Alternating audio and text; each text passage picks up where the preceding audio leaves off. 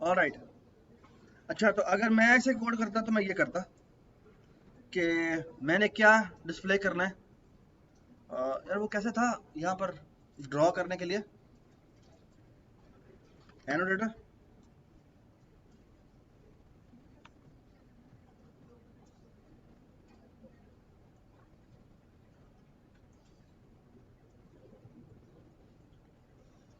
तो बेसिकली अगर आप देखें तो मेरे पास दो फंक्शन बनाने हैं। एक बनाना है प्लस, और नो,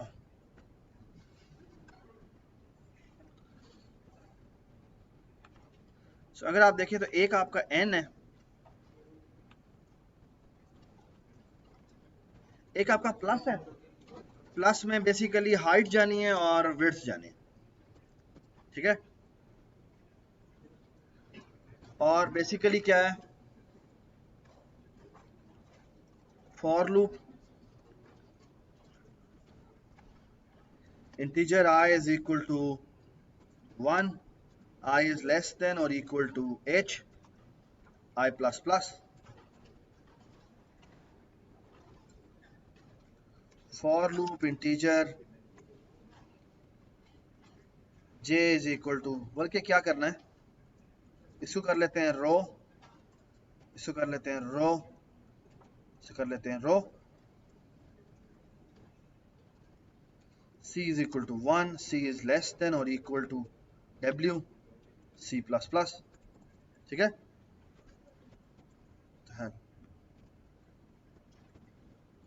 जी, प्लस क्या चीज है, प्लस है middle of the column and middle of the row, right. So if r is double equal to h divided by 2 or c is double equal to w divided by 2, ठीक है। अगर ऐसे है तो क्या कर दे, सी आउट कर दे, बल्कि ऐसे करते हैं सिंबल भी एज ए पैरामीटर ले लेते हैं, कैरेक्टर सिंबल। अगर ऐसा है तो सी आउट कर दो सिंबल जी, एल्स क्या कर दो, सी आउट कर दो स्पेस, दैट्स इट। ये प्लस का कोड था। और अगर मैं प्लस नहीं क्रॉस का कोड लिखूं तो क्रॉस के कोड में बस यहां पर बस चेक चेंज होना है, और वो क्या है, अगर आप चेक देखें,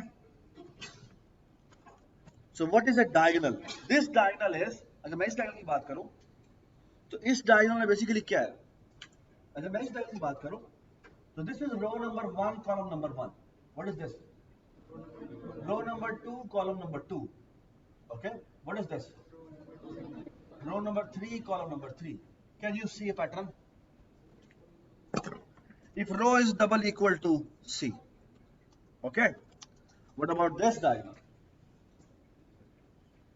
this is row number 1 column number last, तो ये बन जाता है w, ठीक है। w करना w कर लें, h करना h कर लें, है ना। what is this, this is row number 2 and w क्या हो जाएगा, w minus 1. what about this, row number 3 and what is this, w minus 2, okay. So what is the pattern, the pattern is the following, okay, if c is double equal to,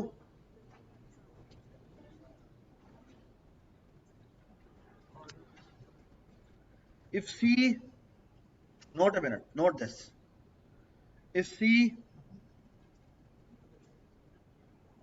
is double equal to what, क्या होना चाहिए था, ये column number है ना, ये रो number चलती है, सॉरी, तो ये हो जाएगा जब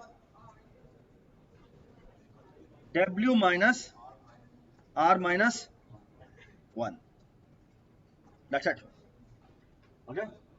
So that was the pattern. I don't know आप लोगों को क्यों इतनी ज्यादा परेशानी हुई है इसमें।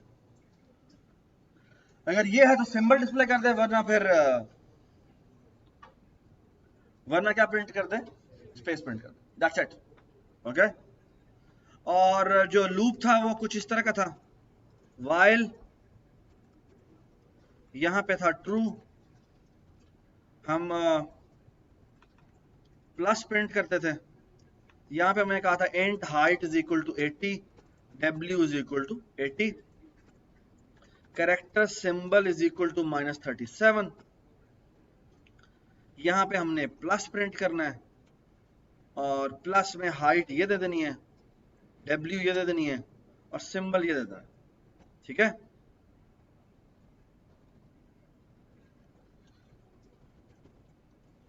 और प्लस फॉलोड बाय क्रॉस, और दरमियान में है सिस्टम CLS।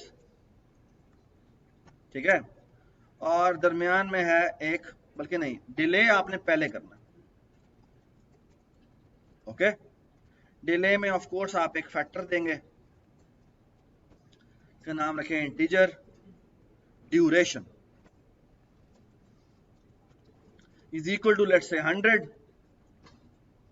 इंट नहीं करना हमने, इसको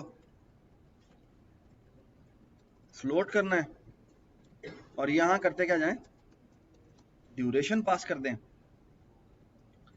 और वॉइड डिले, इसको पास होता है फ्लोट ड्यू, और यहां पे एक फॉर लूप लगाएं, integer i is equal to 1, i is less than और इक्वल टू एक बड़ा सा number multiply by d i plus plus, और दैट्स इट। ठीक है, और यहां पे डिले कर दें, और ऑफ कोर्स यहां पे दोबारा से आप डिले करेंगे, और फिर सिस्टम CLS करेंगे। ठीक है, तो प्लस डिस्प्ले किया, थोड़ी देर के लिए रोका ताकि वो नजर आता रहे, फिर सिस्टम CLS किया, क्लियर स्क्रीन हो गई, फिर क्रॉस डिस्प्ले किया, डिले किया, and that's it. Control F5। अभी स्क्रीन के डायमेंशन चेंज करनी है, वो आपको बता दी गई थी।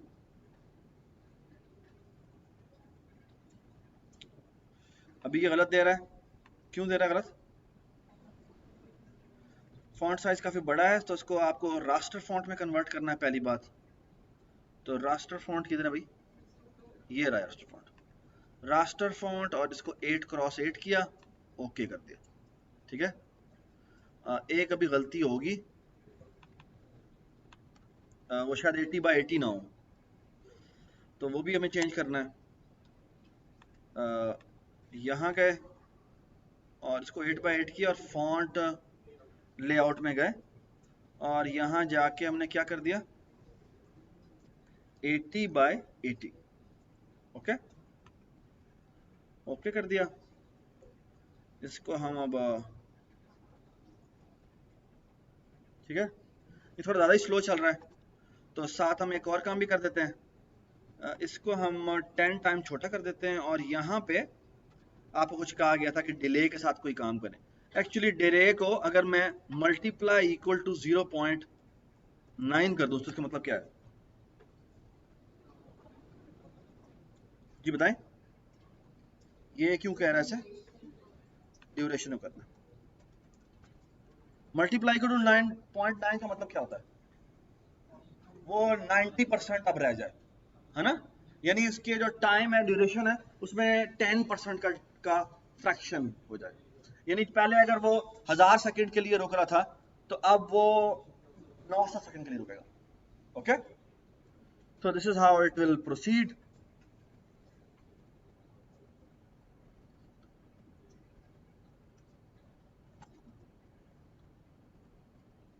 क्या हुआ, वो ना कुछ ज्यादा ही स्लो है,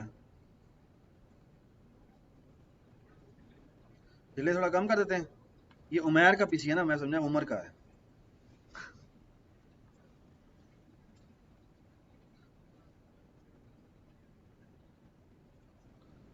ठीक है, that's it, and slowly slowly it will start speeding up, it should start speeding up. Is it speeding up? लग तो नहीं रहा सर, तो वैसे ही बहुत ज्यादा टाइम है इसको। हैं?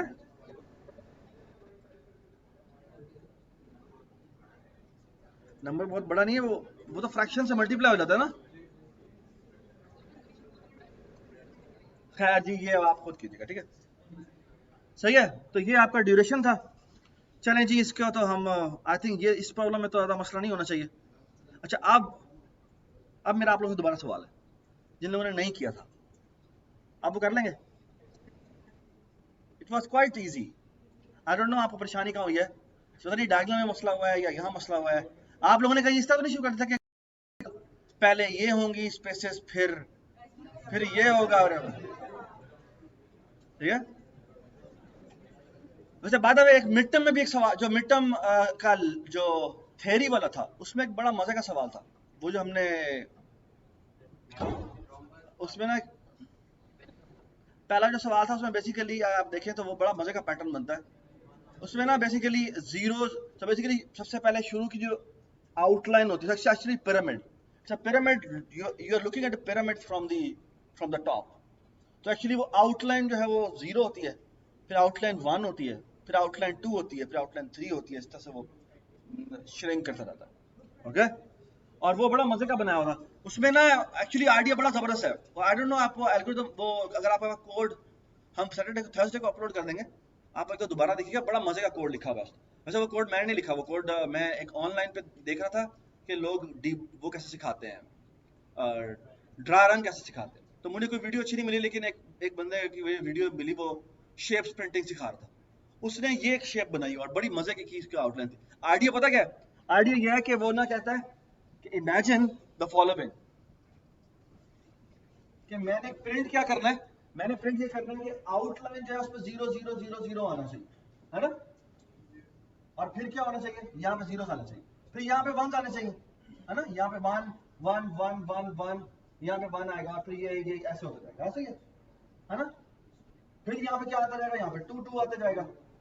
डज इट मेक सेंस, है ना। अब कहता है ये कैसे, ये ऑर्डर में कैसे डिस्प्ले करूं। और वो कितना खूबसूरत आइडिया देता है। वो कहता है इमेजिन द फॉलोइंग, यार ये मार्कर ले आओ यार, यहाँ पढ़े, ठीक है। वो कहता है इमेजिन द फॉलोइंग, वो कहता है कि मैं एक काम करता हूं, इमेजिन कि इस जगह पे एक दीवार है, इस जगह पे भी एक दीवार है, इस जगह पे भी एक दीवार है, और इस जगह पे भी एक दीवार है। इसको वॉल कहता है, ठीक है। This is a horizontal wall, this is also a horizontal wall, this is a vertical wall, ठीक है। आप वर्टिकल ना क्या बल्कि समझ लें कि ये क्या मसला है। तो ये बेसिकली वॉल है आपके पास, okay. And what do you want to do, you want to do the following. आप जिस भी रो कॉलम पे, फॉर एग्जांपल मैं इस रो कॉलम, आप इसका इससे भी डिस्टेंस लें, इससे भी डिस्टेंस लें, इससे भी डिस्टेंस लें, और इससे भी डिस्टेंस लें।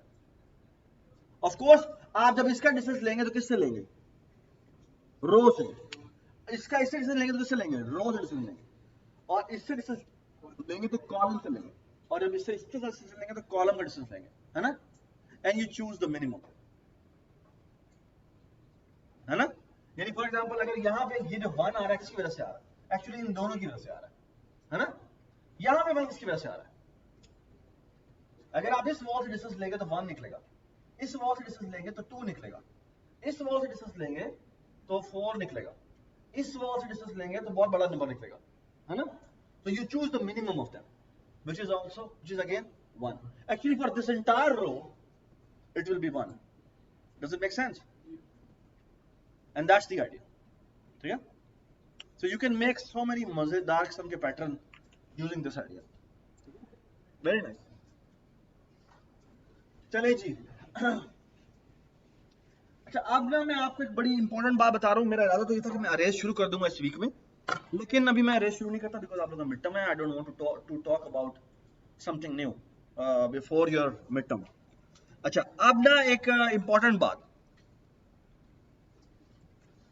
तो let me ask you the following again. आपकी प्रैक्टिस ये हम कर रहे हैं, लेकिन काइंडली आप थोड़ा सा अटेंटिव होकर देखें कि ये आज का जो लेक्चर है वो बड़ा इंपॉर्टेंट है, ओके। तो मैं यहाँ से खत्म कर देता हूँ, मुझे उसकी जरूरत नहीं है। आई होप कि सबको नजर आ रहा है।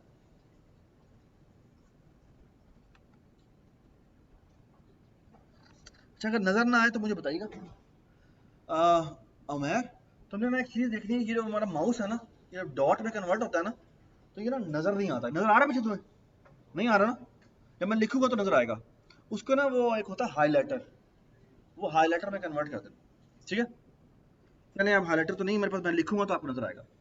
अच्छा ये देखें जी, मैं आपसे कुछ प्रोग्राम्स के बारे में बात कर रहा हूँ। अच्छा मैं कुछ पल के एक छोटी सी चीज बताता हूँ आपको, वो चले वो मैं थोड़ी देर में बताता हूँ।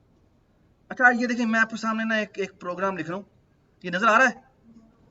नो, ओह नजर नहीं आ रहा।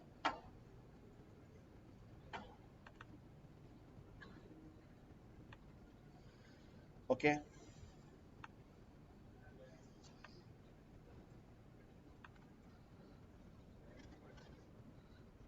Is this visible? नो,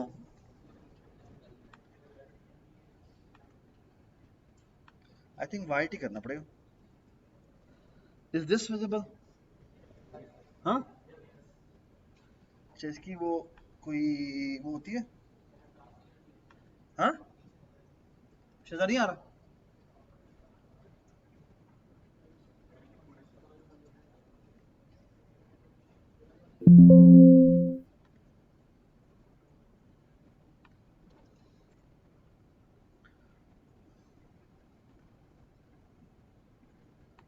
चले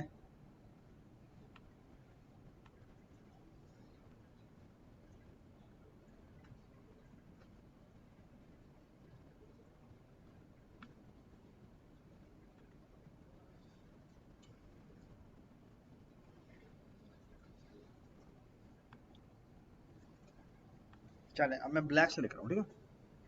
आई होप कि आप नजर आएगा। अच्छा आपसे ना कुछ पूछता हूँ मैं, ये मैं ना लिख रहा हूँ, ये मैंने एक फॉर लूप लिखा है, ये वाइल भी हो सकता है, डजंट मैटर। यहाँ पे मैं लिखता हूँ लेट्स से इंटीजर, इमेजिन करें कि यहाँ पे एक n एक वेरिएबल, ठीक है? बल्कि कैसे करते हैं, एक फंक्शन लिख लेते हैं जिसको हम f1 कह देते हैं, इसके अंदर ना n एज ए पैरामीटर जा रहा है, ठीक है?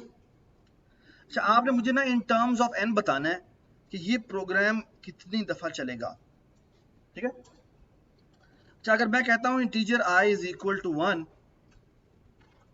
And i is less than और इक्वल टू n, और यहां मैं करता हूं i प्लस प्लस, ये लूप कितनी दफा चलेगा? आलिया कितना चलेगा? एन टाइम चलेगा, ठीक है? शाबाश, so far so good, everybody understand this. What is के मैं यहाँ पे n मल्टीप्लाई बाय n कर, हाँ ये कितना चलेगा? हाँ जी आप बताएं। 2n, n multiply by n कितना होता है यार? यार आपसे पूछा 2n कौन बोला है? आप 2n बोले, आपने 2n बोला था। 2n किससे मत, 2n होगा बेटा, 2n होगा, n स्क्वायर होगा, ठीक है? हेलो हेलो हेलो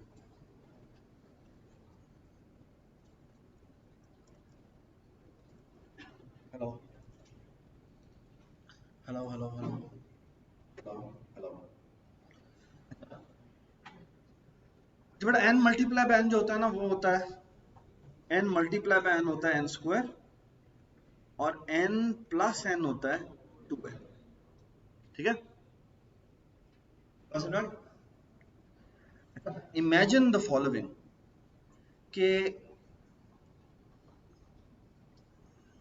ये उस एक प्रोग्राम था जिसका कोड लिखा किसने? उसामा ने, उस्मान ने, हमारा जो उस्मान टी है ना उसने लिखा, ठीक है? और इमेजिन करो कि यहां पर एक और बंदा है जिसने कोड लिखा है, ठीक है? और इसने कोड कुछ यूं लिखा है, यहां पे एक फॉर लूप है जिसमें वो i इज इक्वल टू 1 से चलाता है कहां तक? लेस देन और इक्वल टू n तक, ठीक है? और यहाँ पे कोई i plus plus value value होती है, ठीक है? फिर वो एक और फॉर लूप लगाता है, वो लगाता है i इज इक्वल टू, दोबारा से i इज इक्वल टू 1 से शुरू करता है, i इज लेस देन और इक्वल टू n तक जाता है, और यहाँ पे i प्लस प्लस करता है, और यहाँ पे प्रोग्राम कुछ लाइनें चलाता है, ठीक है। अब बताएं ये एल्गोरिथम जो बनाया है, लेट्स से ये सरफराज ने बनाया, fs कर देते हैं और इसको हम fu कर देते हैं, ठीक है। स्मॉल में फंक्शन बनाया और ये बनाया जी fs, ठीक है। अब आप मुझे बताएं कि जो उस्मान का एल्गोरिथम है वो कितनी दफा लूप को चलाता है, n स्क्वायर दफा चलाता है, और जो fs है वो कितना चलाता है, n स्क्वायर दफा चलाता है, n स्क्वायर है बेटा। ये लूप चलाता है, ये लूप चलाता है यहां से लेकर यहां तक खत्म, फिर यहां से लेकर यहां तक चलाता है। तो ये चलेगा n दफा और ये चलेगा n दफा, तो ये कितना हो जाएगा, ये हो जाएगा 2n। और ये अलग कितना चला है, ये चला है n स्क्वायर, है ना। अच्छा अब ना एक मैं आपको मजे की बात बताऊं, ये इसका वैसे आज से ताल्लुक तो नहीं है लेकिन मैं जनरली आपको बात बता दूं। आपके एल्गोरिथम्स जो होते हैं ना, जब आप आगे बढ़ेंगे क्लासों में, तो ना ये एक सेंट्रल सवाल होगा जो आपसे पूछा जाएगा कि आपका कौन सा एल्गोरिथम है जो बेहतर चल रहा है, ठीक है। कौन सा एल्गोरिथम है जो कि बेहतर चल रहा है, एफिशिएंट ज्यादा है, ठीक है। अच्छा बात है, मैं यहां पर एक और भी फॉर लूप लगा देता हूं, ठीक है। i इज इक्वल टू दोबारा से 1 से लेकर n तक। आप मुझे बताएं ये एल्गो कितना चलेगा, ये चलेगा जी n plus n plus n, that is equal to how much, 3n। अब सवाल है कौन सा एल्गोरिथम ज्यादा बेहतर है, n स्क्वायर वाला या 3n वाला। अच्छा पहला सवाल तो ये है कि ना, फॉर एग्जांपल अगर मैं n की वैल्यू 1 करूं तो जो n की वैल्यू 1 के लिए मान का लो कितना चलेगा, एक दफा चलेगा, है ना, क्योंकि n स्क्वायर की वैल्यू कितनी है, 1 है। ये बात समझ में आई, ठीक है। लेकिन जो मेरा एल्गो है वो कितना चलेगा, वो 3 दफा चलेगा। तो किसका अच्छा हुआ, उस्मान का अच्छा हुआ। अच्छा लेकिन अगर मैं n की वैल्यू 100 करूं अब क्या होगा, अब उस्मान का एल्गो चलेगा 100 टाइम्स 100 यानी कि तकरीबन 10,000 दफा, और जो मेरा एल्गो कितना चलेगा, वो चलेगा 300 दफा। आपको उसका अच्छा है, अब सरफराज का एल्गो अच्छा है ना। अब सबने बात बड़ी इंपॉर्टेंट, एल्गोरिदम की एफिशिएंसी को जानने के लिए उन्होंने एक तरीका बनाया, वो तरीका ये है कि अज्यूम करें कि n बहुत बड़ा नंबर है, इतना बड़ा नंबर है कि वो इनफिनिट साइज है। ये सबको समझ में आई मैंने क्या बात की, assume that n is so large, ठीक है, कि वो तकरीबन तकरीबन इनफिनिटी के बराबर। ये सबको समझ में आई मैंने क्या बात की, यानी कि आपने कैलकुलस में एक टर्म यूज होगी जो कि आपने अभी पढ़ रहे होंगे, आपको टर्म हो गया कैलकुलस का, तो आपने ये टर्म यूज सुनी होगी अक्सर, n approaches to infinity, okay, limit n approaches to infinity. ये बिल्कुल वही बात है, जब limit n approaches to infinity होगा तो अब ये देखिए मेरी बात सुने गौर से, एक फंक्शन है n स्क्वायर और एक फंक्शन है 3n के बराबर। अब सवाल ये है कि कौन सा फंक्शन बड़ा है इन टर्म्स ऑफ लिमिट बात की जाए, n स्क्वायर बड़ा है। क्यों n स्क्वायर बड़ा है, इसका प्रूफ कैसे पता लगेगा, याद है प्रूफ भी किया था हमने, प्रूफ कैसे किया थे, हम कहते थे कि लेट्स से ये मेरा फंक्शन है, लेट्स से इसको मैं f1 कह देता हूं और इसको मैं कर देता हूं f2 कर देता हूं। तो अगर मैंने दो फंक्शन के दरमियान में कंपैरिजन करना है तो there is a way to do that and that is the following, कि आप ऐसा करें f1 की f2 से रेशो लें और लिमिट करें n approaches to infinity, okay, limit n approaches to infinity. अगर ये आंसर बराबर आ जाए इंफिनिटी के, इसका मतलब क्या है, ऊपर वाली चीज बड़ी है नीचे वाली चीज बड़ी है,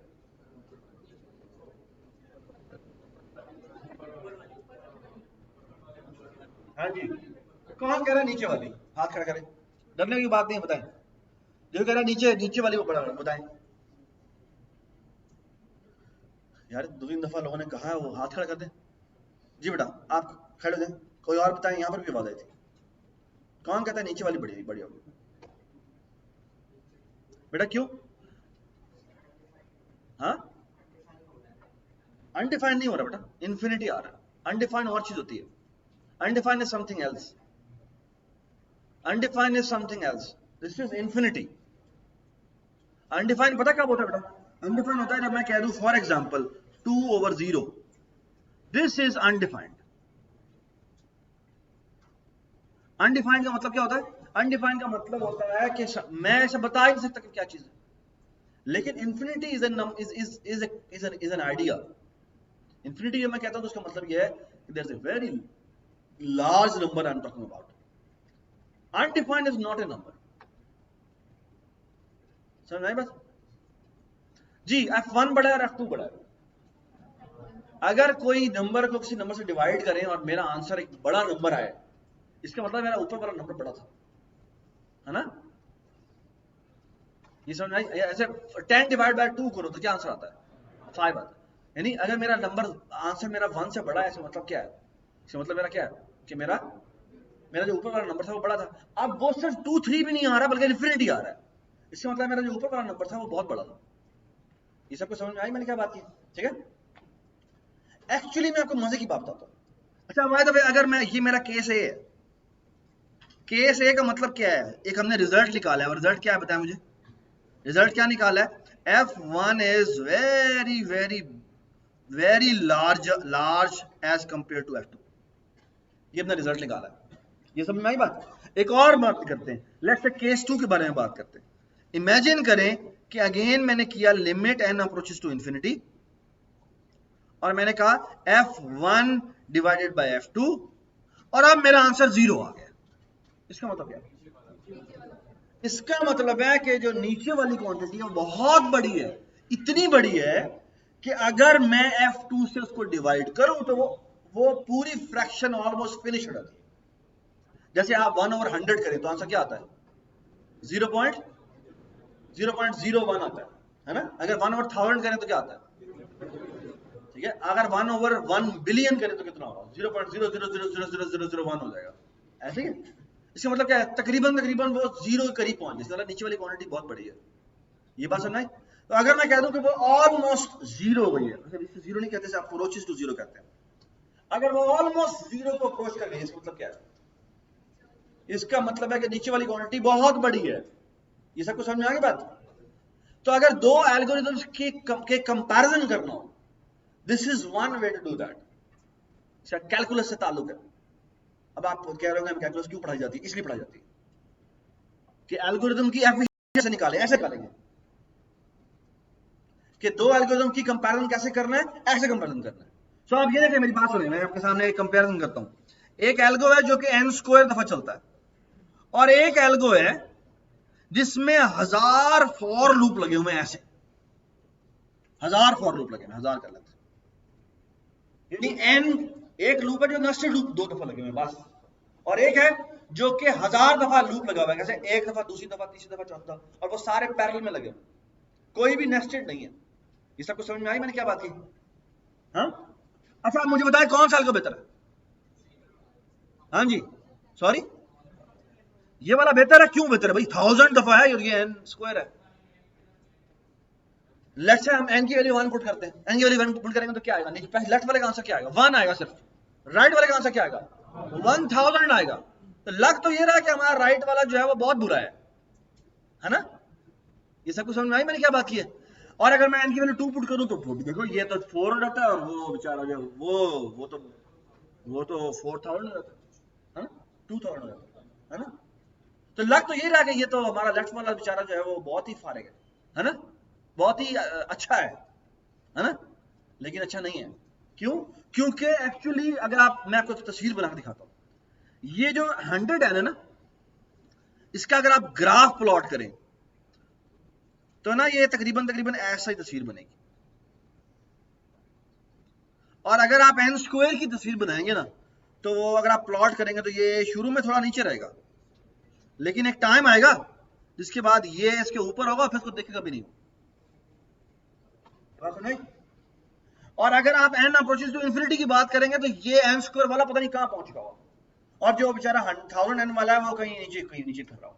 मैं आपको दिखाता हूँ, ये देखें, ये अगर मैं इंटरनेट चलाऊं ना यहाँ पे, अगर मैं यहाँ पे इंटरनेट चलाऊं, किधर होता है इंटरनेट, या क्रोम नहीं है इसमें, एज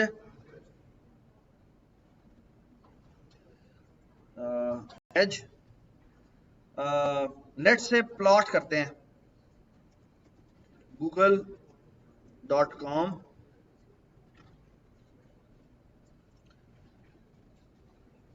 यार इंटरनेट नहीं चल रहा,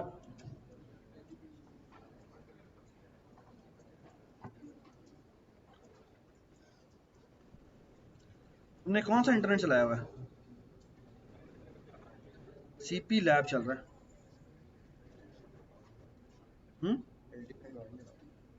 यार उनसे पूछो ना कौन सा चल रहा है। यार ये इंटरनेट वगैरह चला लिया करो यार।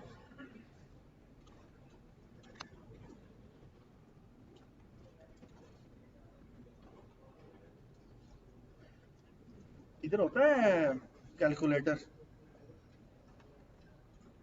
इसमें प्लॉट होता है, प्लॉट। वाह जी वाह, होता है भी होता है। ये देखो, यहाँ गए, यहाँ पे जाके लिखते हैं लेट से 100 1000n, ये क्यों नहीं आ रहा यहाँ पे?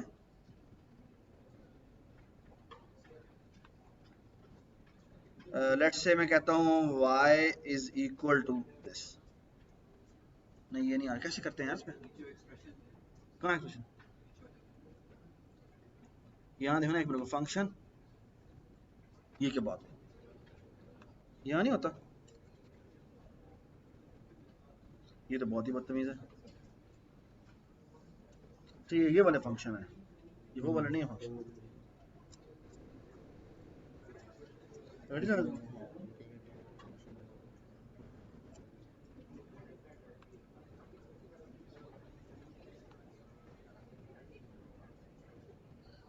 तो गलती भी नहीं चलेगा, तुम्हारा कैसे गलती चलेगा? हाँ?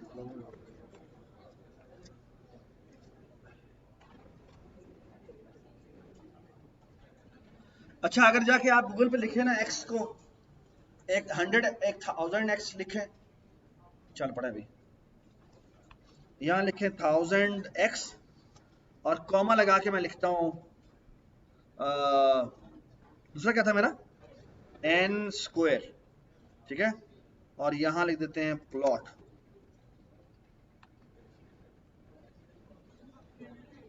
क्या हुआ? ओहो, दोनों को सेम करना चाहिए ना, इसको भी x कर देते हैं, ठीक है, n की जगह मैंने x लिख दिया, ठीक है, कोई इतराज तो नहीं किसी को? नो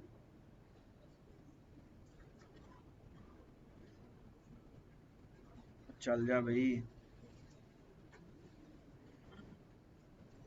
वैसे ना ये गूगल का भी प्लॉट बड़ा अच्छा है, इसके अलावा एक बड़ा अच्छा है, इसका नाम है, ये देखें जी, प्लॉट बन गया, अभी आने वाला चला दे यार।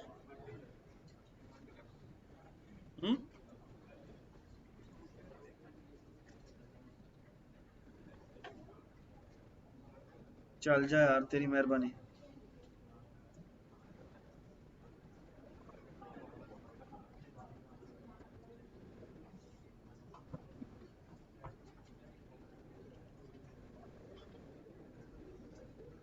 यार प्लीज खामोश हो जाए, खामोश हो जाए प्लीज।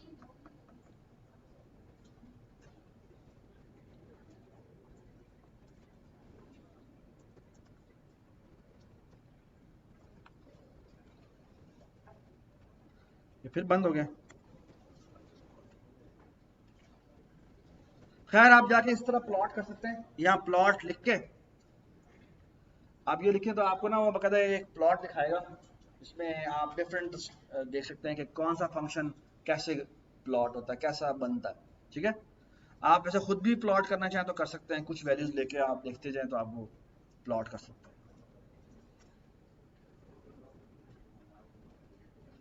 यार ये क्यों नहीं चल रहा? चलना चाहिए था ऐसे। चलिए खैर थोड़ी देर में देखते हैं। आई होप कि सबको समझ में आ गई है कैसे कैसे प्लॉट करते हैं, ठीक है। और आप को ये भी समझ में आ गया कि दोनों के दरमियान में दो फंक्शन के दरमियान में कंपैरिजन किया जाए कौन सा फंक्शन अच्छा है कौन सा फंक्शन बुरा है, तो वो भी आप कर सकते हैं। ठीक है यार, क्रोम नहीं है इसके पास अंदर?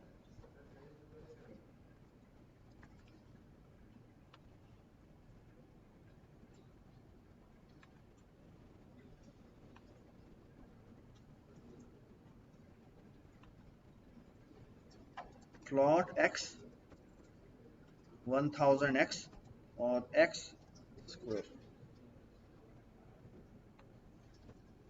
नहीं चल रहा। ये देखें, ये देखें, एक्स स्क्वायर नजर नहीं आ रहा,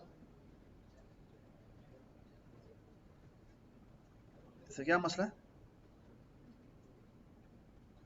एक्स स्क्वायर प्लॉट क्यों नहीं हुआ इसमें?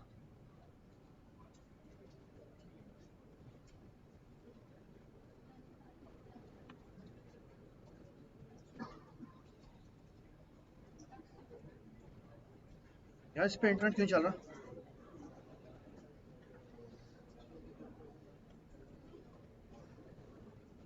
अच्छा खैर, आई होप कि ये सबको समझ में आ गया कि कैसे इंपॉर्टेंट चीज होती है। अच्छा बात सुनो जी, प्लीज बात सुनो।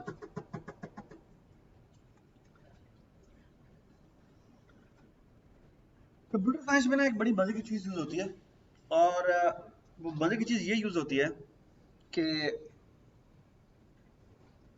अगर कोई फंक्शन है जो कि n स्क्वायर साइज का है, और एक फंक्शन है जो कि लेट से 1,00,000 10,00,000 कर लेते हैं, 10,00,000 n साइज का है। अब मुझे बताएं कौन सा एल्गोरिथम बेहतर है? हाँ, n स्क्वायर वाला बेहतर है, 10,00,000 n वाला बेहतर है? वाई? क्योंकि जब मैं n की वैल्यू बहुत इन्फिनिटी के करीब लूंगा तो again n square will going to beat 1 million time n। ये बात समझ आई? ठीक है, तो एक बात याद रखें, ये जितने भी एक्चुअली, अगर आप एक और बड़ी जबरदस्त मैं बात बताऊं आपको कि ये मैंने अभी दो केसेस बताए थे ना, ये है ना, there is another case as well, इसको मैं सी केस कह देता हूं, इसे कहते हैं इक्वालिटी केस। लेकिन इक्वालिटी बड़ी अजीब सी इक्वालिटी है, यानी कैलकुलस की इक्वालिटी बड़ी अजीब सी होती है, और वो ये होती है कि मैं कहता हूं limit n approaches to infinity, और से देखें, अगर मैं f1 और f2 की रेशो लूं और मेरा आंसर ना इंफिनिटी आए ना जीरो आए, बल्कि कोई कांस्टेंट आए, क्या है इसका मतलब? पता क्या होता है? इसका मतलब है दोनों फंक्शंस तकरीबन तकरीबन एक जितने चलते हैं। यानी अगर मैं n को अप्रोचेस टू इंफिनिटी कर लूं तो दोनों में कोई फर्क नहीं दिखता, तकरीबन तकरीबन दोनों के दोनों सेम है। और इसकी एग्जांपल क्या होगी? एग्जांपल ये होगी, ये देखिए, अगर मैं कहूं कि एक n दफा चलता है, एक 3n दफा चलता है, इनकी रेशो क्या आएगी?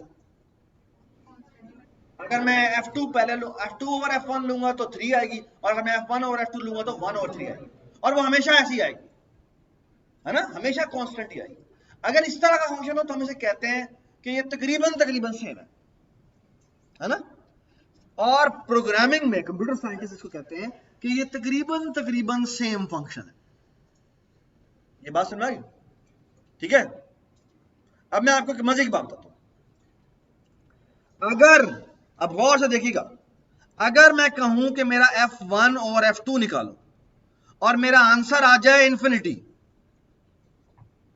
है ना, इंफिनिटी का मतलब क्या है कि मेरा f1 बड़ा है f2 बड़ा है, इसका मतलब है कि मैं कह सकता हूं कि मेरा जो f1 है वो बहुत बड़ा है f2 से। ये बात समझ आ गई? यानी कि मैं कह सकता हूं कि मेरा f1 जो है वो f2 की अपर बाउंड है। Does it make sense? Upper bound, है ना, यानी f2 जो है वो मेरा f1 से हमेशा नीचे रहता है, इसको मेरा f1 मेरा उसके अपर बाउंड है।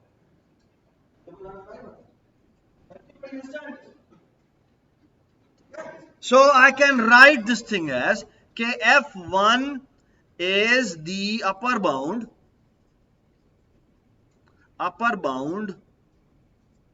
of f2। बात समझ आ गई? इधर आ जाए, ये है केस नंबर 1। केस नंबर 2 में कहते हैं कि अगर मैं F1 ओवर F2 निकालूं और ये निकला है 0, ओके, तो यहां तो मैं फ्लिप कर दूंगा। फ्लिप का मतलब क्या है कि F2 is the upper bound of F1, या ऐसा कहने का एक और तरीका है, और वो तरीका ये है कि मैं कहूंगा F1 is the lower bound, the lower bound of F2। ये बात समझ में? यानी F2 मेरा जब n अप्रोचेस टू इंफिनिटी होता है तो F1 से तो बड़ा ही होता है। ये बात समझ आ गई? यानी F1 उसकी क्या है, लोअर बाउंड है। ये बिल्कुल ऐसे ही है कि मैं कहता हूं फॉर एग्जांपल आपको कि तुम्हारा नाम क्या है, अहमद। अहमद, मैं आपको कहूं कि फॉर एग्जांपल आपकी हाइट कितनी है, तो मैं कहता हूं कि K2 से तो छोटी है, ठीक है। तो जो K2 है वो मेरा बेसिकली क्या है, उसकी अपर बाउंड है।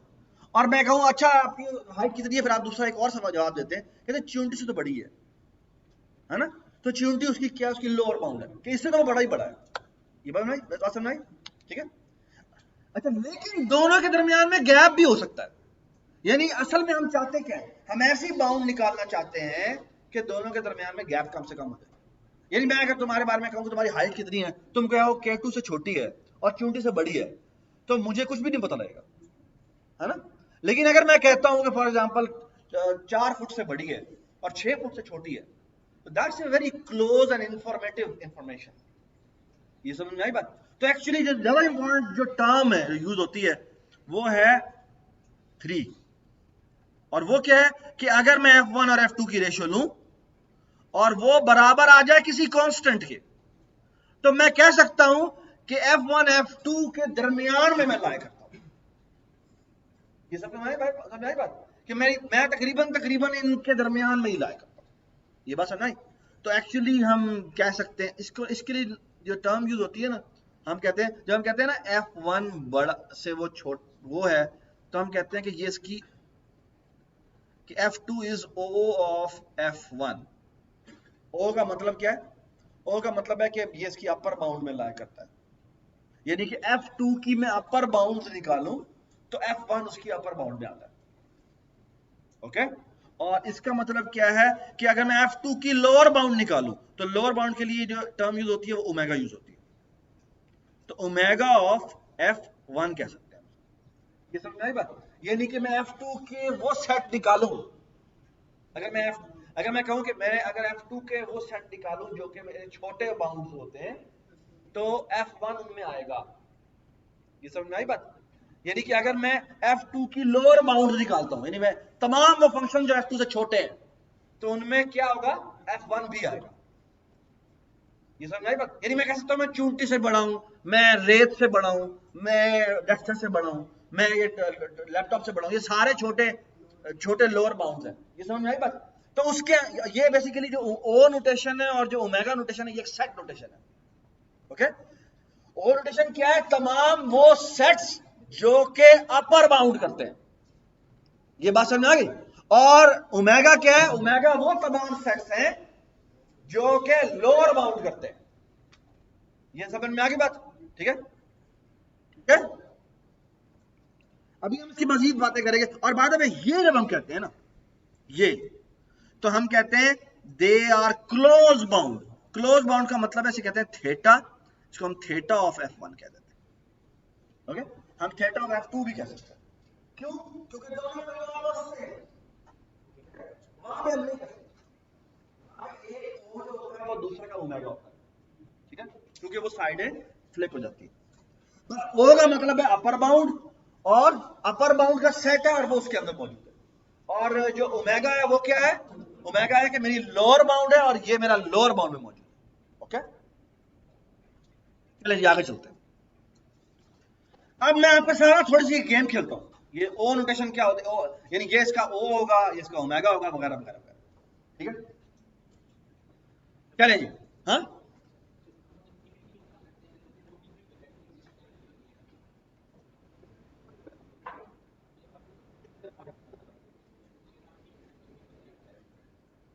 थोड़ा सबर कर लो, ठीक है। Infinity is an idea. It's actually a very large number, such that कि अगर तुम कोई मुझे नंबर दोगे तो इंफिनिटी उससे आगे होगा। तो इंफिनिटी डिफाइन लोग कैसे करते हैं? Infinity is a number such that if you give me that number, give me any number, it will be away from it. ठीक है? ये समझाए तो बड़ी अजीब सी बात है, लेकिन ऐसी है, ठीक है ना? मजे की बात और है, वो डिस्क्रीट मैथ अगर आप पढ़ोगे तो पता लगेगा कि there are levels of infinities, ठीक है? There are smaller infinities and there are larger infinities, ठीक है? That is something remarkable discovery by Cantor, very famous mathematician. उसकी बड़ी जबरदस्त, आप अगर आप स्टोरी पढ़ें जाके तो he was a very famous mathematician of 19th century, उसका नाम है कैंटर, ठीक है? और canter was perhaps the finest mathematician of the 19th century, sadly died very badly.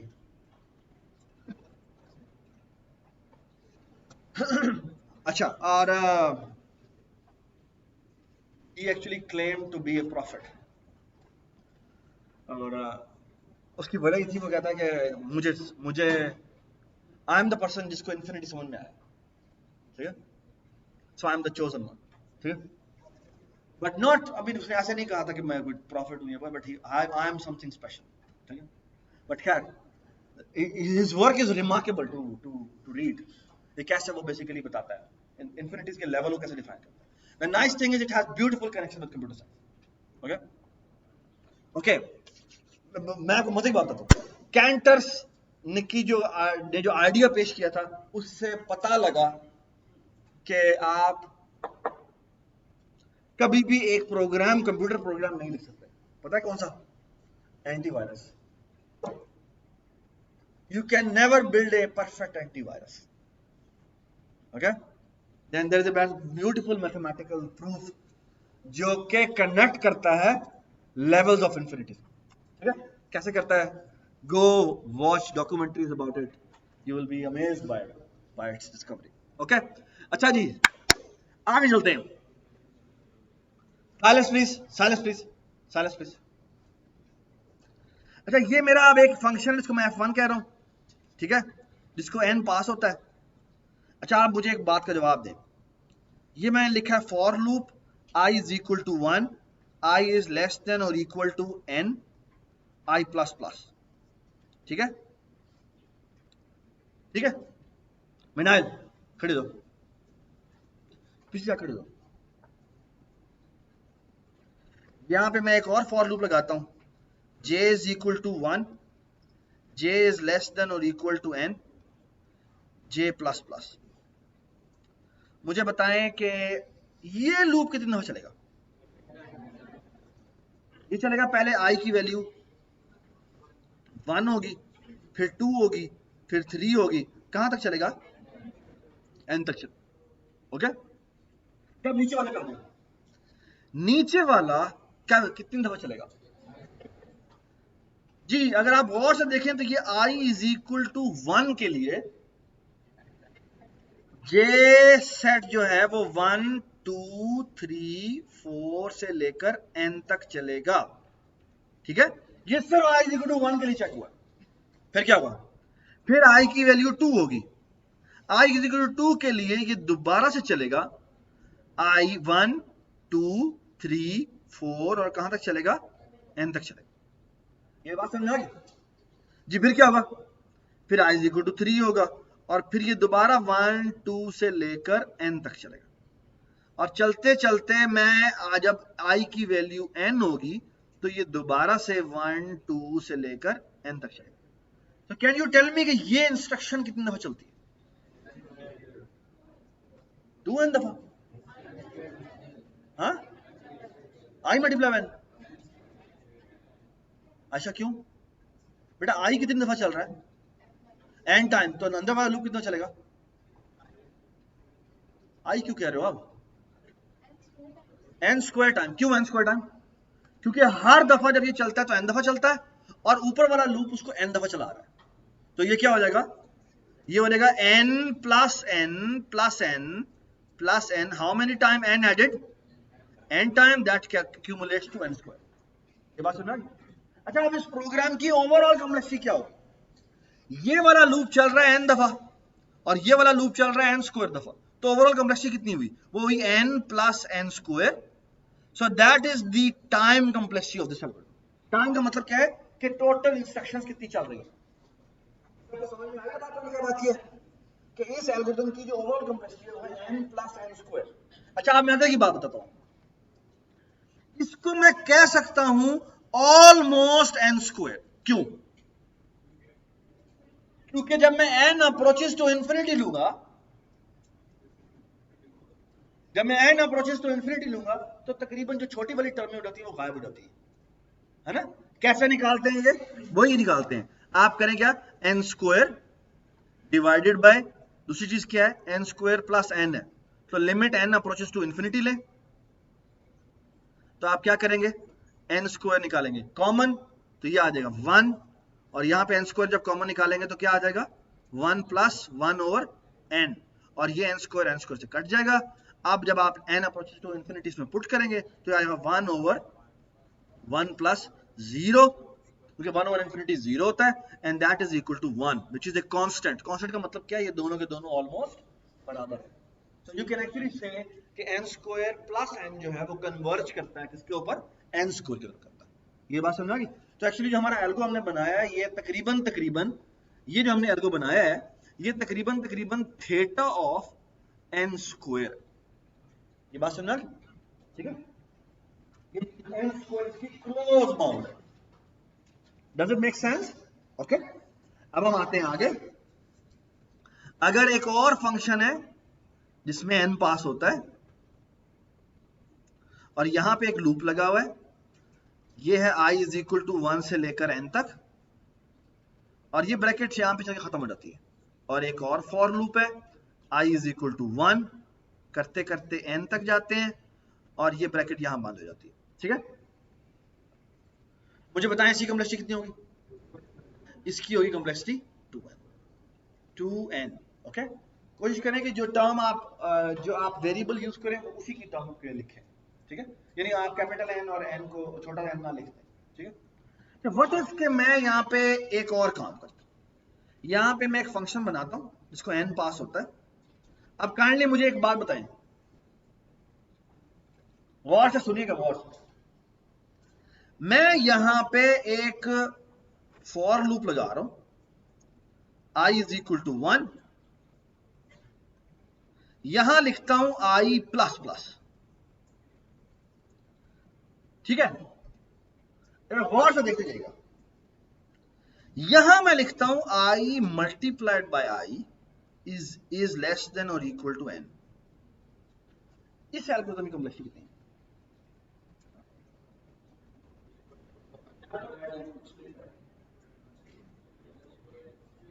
आगे आते हैं, यहीं पर वापस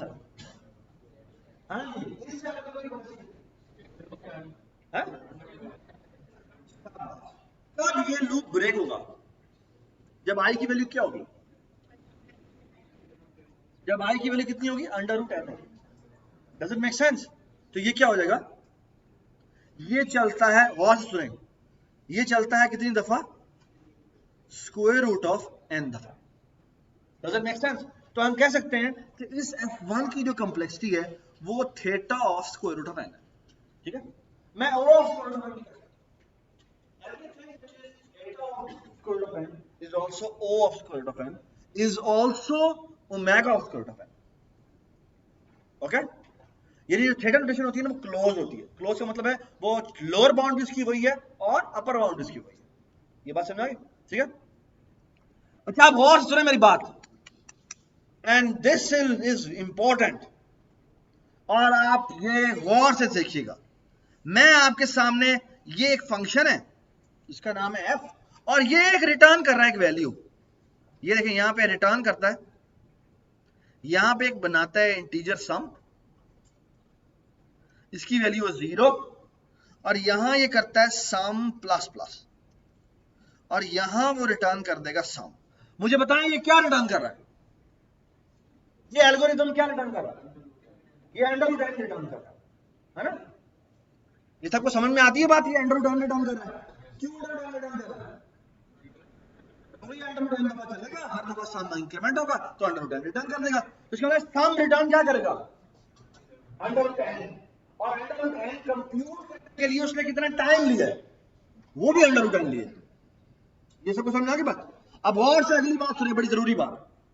मैं यहां पे दो फंक्शन लिख रहा हूं आपके सामने, एक का नाम है जी उस्मान, उस्मान एल्गो, और एक का नाम है सरफराज एल्गो। ओके ठीक है, तो अब आप समझ जाएं कि किसका एल्गो बेहतर होगा। ठीक है, देखते हैं जी। अच्छा, उस्मान ने एक एल्गो लिखा है और वो ये लिखा है एन, यहां पे लिखा है इसने फॉर लूप। अब गौर से सुनिएगा, यहां पे लिखा है इसने i इज इक्वल टू 1, यहां पे इसने एक वेरिएबल बनाया जिसका नाम रखा l, और इसको कह दिया इसने f ऑफ n। मुझे बता सकते हैं l में क्या वैल्यू आएगी? Everybody understand this?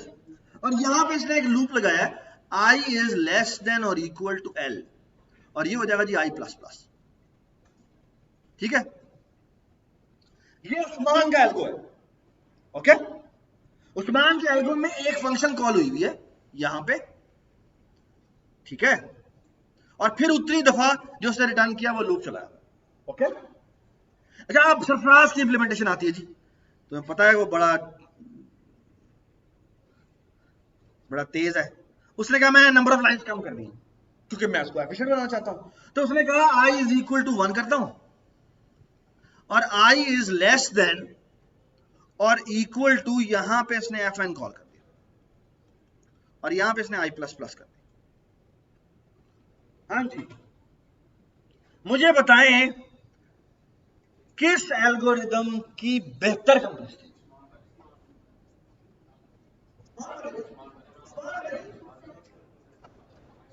सरफराज बनेगी, है ना, सरफराज बनेगी ना।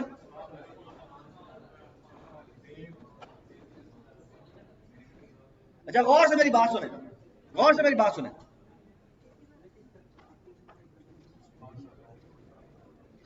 I hate this यार। ऑल राइट जी, ये देखें, गौर से देखें प्लीज, लिसन टू दिस। अच्छा, उस्मान का जो एल्गो है वो ना यहां पर इस लाइन की कंप्लेक्सिटी पता कितनी है? इस एक लाइन की कंप्लेक्सिटी है इस फंक्शन का चलना, और ये फंक्शन चलता है कितनी दफा? स्क्वायर रूट ऑफ n दफा। और जो ये लूप है वो फिर कितने दफा चलता है? तो इस एल्गो की ओवरऑल कंप्लेक्सिटी होगी square root of n plus square root of n, that is equal to 2 square root of n। ठीक है, ये बात समझोगे? लेकिन जो ये एल्गो है, ये जब हर दफा चलता है तो ये कॉल करता है। तो बाय द वे ये रिटर्न क्या कर रहा है? स्क्वायर रूट ऑफ n कर रहा है, लेकिन ये हर दफा फंक्शन को कॉल कर रहा है। तो एसेंशियली बाय द वे ये लूप कितनी दफा चलेगा? ये लूप 1 जमा 1 जमा 1 कितनी दफा चलेगा? स्क्वायर रूट ऑफ n दफा ही चलेगा, है ना। लेकिन इस एल्गो की कंप्लेक्सिटी पता है कितनी है? क्यों? क्योंकि ये फंक्शन को भी कॉल कर रहा है।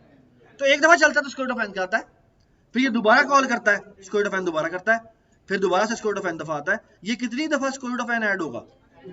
n टाइम नहीं, ये square root of n return कर रहा है, तो इसका मतलब स्क्वायर रूट ऑफ n दफा चल रहा है। तो स्क्वायर रूट ऑफ n दफा square root of n call होता है, तो कंप्लेक्सिटी क्या हो जाएगी? ये हो जाएगी n। तो सरफराज का एल्गो n दफा चल रहा है, और उस्मान का एल्गोरिदम 2 अंडर रूट n दफा चल रहा है। कौन सा एल्गो बेहतर है? उस्मान का एल्गो बेहतर है। ओके, तो गलती हमसे ये हुई है कि इसका नाम सरफराज रखना चाहिए था, ठीक है और इसका नाम उस्मान रखना चाहिए था, ठीक है तो ये भी मैं कर सकता हूं, ठीक है, keep this thing in mind, ठीक है। बाद में मैं नाम चेंज करूंगा, लेकिन एग्जाम में नहीं बताऊंगा, ठीक है। Everybody understand? जिसका मतलब है आपने एक चीज सीखी है कि अगर आप फंक्शन की, गौर से सुने, फंक्शन की लूप की कंडीशन में फंक्शन कॉल कर रहे हैं तो आप बड़ा डेंजरस काम कर रहे हैं, क्योंकि that can cause a huge problem.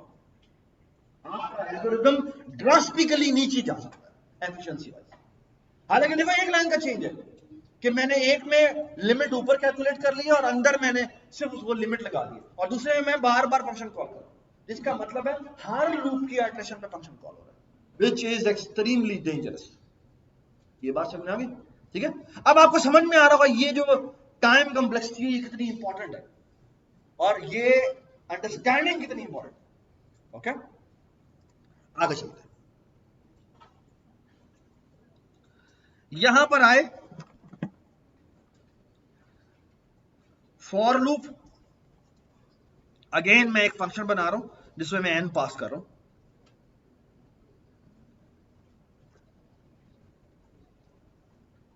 यहां पे मैं लिखता हूं i इज इक्वल टू 1, यहां लिखता हूं, गौर से सुनिएगा, i इज लेस देन और equal to n,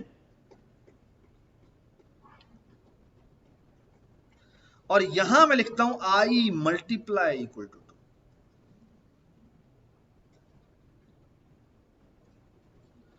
anybody tell me कि ये कितनी दफा चलेगा? i बाय 2 तक, n बाय 2 तक कितने का जाओ?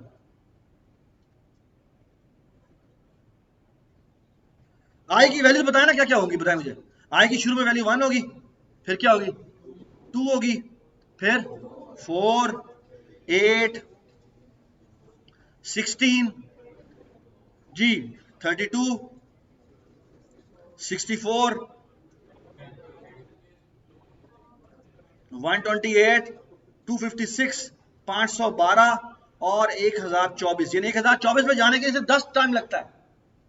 अब आप अंदाजा लगा सकते हैं कितनी तेज चल रहा है ये एल्गोरिथम, जो है ये बहुत स्लो चल रहा है। अगर आपको कहा जाए कि इसको n की फॉर्म में बताए, कोई अगर कहे ना n दफा चलता है या कहे n बाय 2 दफा चलता है, तो वो बहुत गलत बात कर रहा है। ये बहुत आराम से चल रहा है, बहुत तेज चल रहा है, ओके, और बहुत कम दफा चलेगा। तो एक्चुअली इसकी जो एल्गोरिथम कॉम्प्लेक्सिटी वो कितनी है, वो है, यार मेरा ये माउस गायब हो जाता है यार, आई हेट दिस।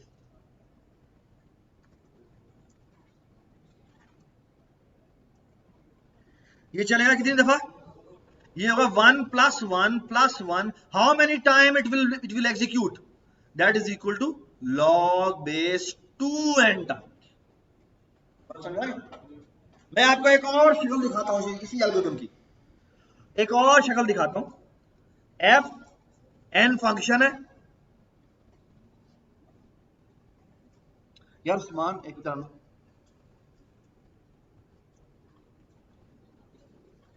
ये देखें जी,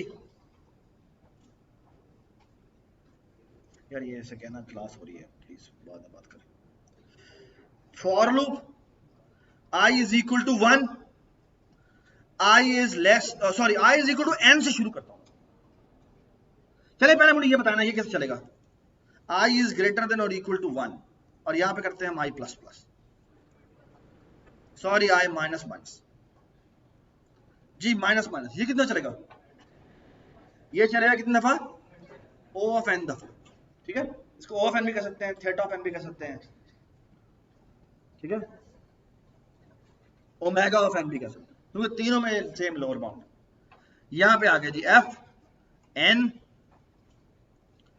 for loop i is equal to n, i is greater than और इक्वल टू 1, और यहां मैं लिखता हूं i is equal to i divided by 2। हाँ जी, ये कितना चलेगा, ये चलेगा पहली दफा n होगा, दूसरी दफा n बाय 2 होगा, फिर n बाय 4 होगा, फिर अगर आप देखें तो ये है, ये 1 होगा, फिर 2 होगा, फिर 4 होगा, फिर 8 होगा, फिर 16 होगा। एक्चुअली बस ये फर्क सिर्फ ये है कि इस डायरेक्शन में जा, इसमें और उस जो मल्टीप्लिकेशन वाले में कोई फर्क नहीं है, द ओनली डिफरेंस इज कि वो डिवीजन करता हुआ जा रहा है। तो ये कितना चलेगा, ये जब इस i की वैल्यू पहले ये होती है, फिर ये होती है, फिर ये होती है, तो कितनी दफा लूप चला, ये चलेगा log बेस 2n। ये बात सुना, ये देखें जी एक और फंक्शन बनाते हैं, f यहां पे हमने n किया, यहां पे हमने लूप लगाया, for loop i is equal to 1। अब गौर से सुनते जाइएगा, यहां पे मैं लिखता हूं i मल्टीप्लाई इक्वल टू 3 और यहां लिखता हूं i इज लेस देन और इक्वल टू n। आप बताएं ये चलेगा कितनी दफा? ये चलेगा log बेस 3n दफा।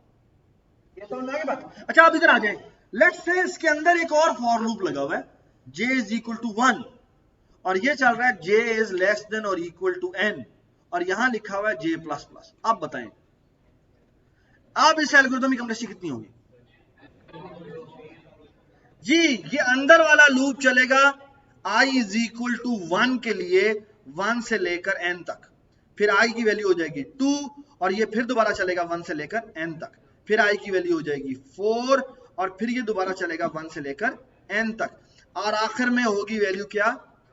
n और ये क्या होगा 1 से लेकर n तक। हाँ ये कितनी दफा i की वैल्यू चेंज हुई है वो ये log बेस, एक्चुअली सॉरी गलती हो रही है, 3 होना चाहिए था, ये 9 होना चाहिए था, है ना? ऊपर वैल्यूज आई कितने बार चेंज हो रही है?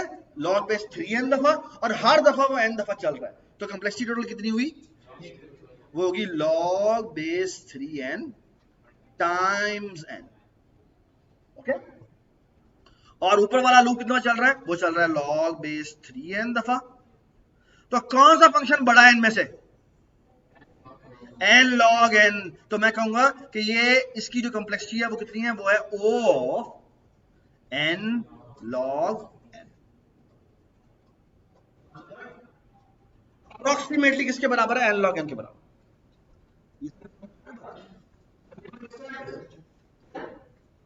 एक बात याद रखें, बहुत से मेरी बात सुने, अगर एक में आप एक्यूमुलेशन निकालते हैं ना, यहां पे निकलता है n cube plus 100n plus 3, let's say ये कोई कॉम्प्लेक्सिटी निकली है ना? तो मैं इसको आराम से कह सकता हूं O ऑफ n क्यूब। क्यों बोला? क्योंकि मैं इसको कह सकता हूं क्या कि ये वाला जो फंक्शन है ये लेस देन और इक्वल टू होगा किसके? n cube plus 100n cube plus 3n cube. कह सकता हूं, है ना? Where n approaches to infinity की बात हो रही है, तो मैं कह सकता हूं ऊपर वाली चीज जो है वो नीचे से कम होगी, है ना? और आप एक काम करें, इसको सॉल्व करेंगे तो कितना आ जाएगा? ये आएगा 1 0 4n क्यूब। ये बात सुनाई? और जब हम ओ रोटेशन की बात करते हैं ना, तो हम एक्चुअली यहां पर सिर्फ और सिर्फ इस फंक्शन की बात करते हैं, हम कांस्टेंट को इग्नोर कर देते हैं। कांस्टेंट को इग्नोर क्यों करते हैं? क्योंकि याद है हमने जब कहा था जब फ्रैक्शन निकाले, जो थर्ड केस था, तो जब हम फ्रैक्शन निकालते हैं और कांस्टेंट आ रहा है तो इसका मतलब क्या है? इसका मतलब है इसकी क्लोज बाउंड। तो हम हमेशा कांस्टेंट नहीं बताते। एक बात याद है, कंप्यूटर साइंटिस्ट जब फंक्शंस की बात करते हैं ना, तो आमतौर पर कांस्टेंट्स को इग्नोर करते हैं। यानी कोई अगर एक प्रोग्राम है जो n दफा चल रहा है, 3n दफा चल रहा है, 4n दफा चल रहा है, 100n दफा चल रहा है, for them there is no difference between them। But अगर एक n दफा चल रहा है और एक n स्क्वायर दफा चल रहा है, उनके फौरन कान खड़े हो जाते हैं, क्योंकि इन दोनों फंक्शंस में इंफिनिटीज का डिफरेंस है। क्योंकि अगर आप रेशियो लेंगे तो आप कौन सा ऊपर रख रहे हैं कौन सा नीचे रख रहे हैं, इंफिनिटी का फर्क आ जाएगा। ये बात समझे? तो अगर एक n टू द पावर 4 है, एक n क्यूब है और n स्क्वायर है, तो ये कौन सा O बनेगा? n power 4। तो एक्चुअली जो हाईएस्ट डिग्री होती है उसकी बात हो रही होती है। इसीलिए आमतौर पर, गौर से सुने, आमतौर पे जब कॉम्प्लेक्सिटी निकाली जाती है तो यूजुअली लोग ये करते हैं कि जो नेस्टेड लूप में सबसे अंदर वाला होता है सिर्फ उसकी कॉम्प्लेक्सिटी निकालते हैं और कहते हैं बाकियों की कॉम्प्लेक्सिटी इस तकरीबन इससे इतनी होगी ना, तो अगर इसके अंदर कोड के अंदर लाइनें 4 हैं तो 4 टाइम दिस होगी और कांस्टेंट को हम वैसे इग्नोर कर देते हैं। तो एक्चुअली इसी इंस्ट्रक्शन की जो बाउंड्री और जो बाउंड निकली है वही हमारी एल्गोरिथम की बात। ये समझ में आया तो मैंने क्या बात की है? और ये बड़ी इंपॉर्टेंट बात है और ये हम अगली 1-2 क्लासों में बार बार रिपीट करेंगे ताकि ये सीमेंट हो जाए दिमाग। और आमतौर पर आपको एल्गोरिथम बताया कि हाँ भी एल्गो कितनी देर का था, तो आप कहेंगे n स्क्वायर का। n स्क्वायर का मतलब क्या है? 2 नेस्टेड लूप लग रहे हैं। ओके, अगर मैं कहूँ n क्यूब का तो मतलब क्या है? 3 नेस्टेड लूप लग रहे हैं। अगर मैं कहूँ n टू द पावर 4 का है तो मतलब क्या है? 4 नेस्टेड लूप लग रहे हैं। अगर मैं कहूँ n टू द पावर 5 का है तो मतलब क्या है?